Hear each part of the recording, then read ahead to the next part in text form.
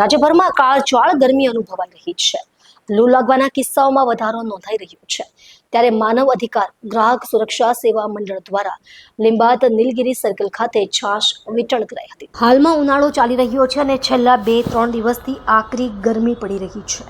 આ આકરી ગરમીમાં પણ ટ્રાફિક જવાનો રોડ ઉપર ઊભા રહી ટ્રાફિક નિયમન કરી રહ્યા છે.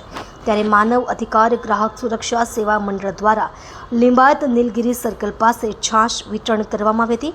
ઉનાળાના ધગધગતા તાપમાં લોકોને રાહત મળે અને શરીરને તાજગી અનુભવાય એ હેતુથી છાશ વિતરણનો કાર્યક્રમ યોજ્યો હતો. આ કાર્યક્રમ દરમિયાન સફાઈનું વિશેષ ધ્યાન રાખવામાં આવ્યું હતું.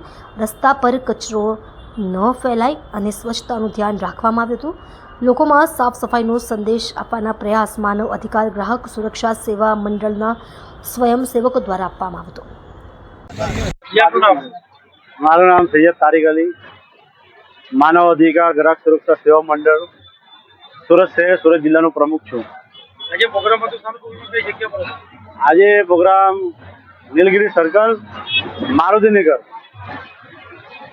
અમારું પ્રોગ્રામ એ હતું કે બધા જે આ ગરમીની સિઝન ચાલે છે તે જે ગરમીના સિઝનના લીધે વધારે ગરમીને તાપ થાય છે તો લોકોને છાશ વિતરણ કરીને અને એ લોકોને સંદેશ આપવાનો હતો કે માનવતાના લીધે બધા જે પણ સંસ્થા હોય, જે પણ આગેવાનો હોય, તમામ જે પણ લાગતા વળગતા જે સામાજિક કામ કરતા હોય એને મનુષ્યની સેવા કરવી જોઈએ, માનવ હિતની સેવા કરવી જોઈએ. તેમજ અમને પ્રોત્સાહન સારું મળ્યું.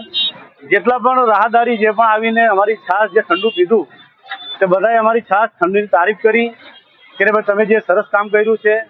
એટલે અમને દિલથી ખુશી થઈ કે આ જે પ્રસંગ છે એ પ્રસંગના અંદર અમારી આખી માનવ અધિકારની ટીમ, હોદ્દેદાર, બધા સભ્ય અમારી સાથે હળીમળીને કામ કરીએ છીએ. આના અંદર 300 લીટર છાશનું વેચાણ થયું છે. અમારું દહીંનો જે મઠ્ઠો આવે છે ને એ મઠ્ઠાનું અમે વિતરણ કરેલું છે અહીંયા. અને અમારે 15 દિવસમાં એક વખત પ્રોગ્રામ સુરત શહેરમાં અનેક જગ્યાએ થતા રહેશે.